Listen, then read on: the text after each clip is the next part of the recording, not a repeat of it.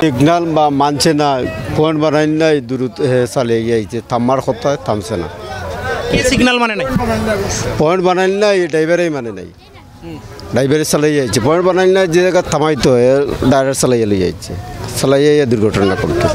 এটা চিরাং থেকে উদয়ন ট্রেন আসছে, আসার পরে এখানে এই লাইন ট্রেনটা নিয়ম আছিল, এখানে খাড়া দাঁড়া, এখানে লাইন ক্লিয়ার আছিল না। কিন্তু লাইন ক্লিয়ার না থাকার পরেও ড্রাইভারে এটা খেয়াল না করিয়া সে গাড়ি দিয়ে চলে যাচ্ছে, যার কারণে এই অ্যাক্সিডেন্টের দুর্ঘটনা ঘটছে। এটা সম্পূর্ণ ড্রাইভারের দোষ না। এবং এখন লাইন ফিট আছে, গাড়ি চলাচল শুরু হয়েছে। এটা কোন ট্রেন, কিভাবে, কখন ঘটলো? এইটা 6টার দিকে ঘটছে, উদয়ন ট্রেন। না, আহত তেমন এটা আহত নাই। এটা মিসআন্ডারস্ট্যান্ডিং, থামার কথা ছিল, থামে নাই, ওভার স্পিড।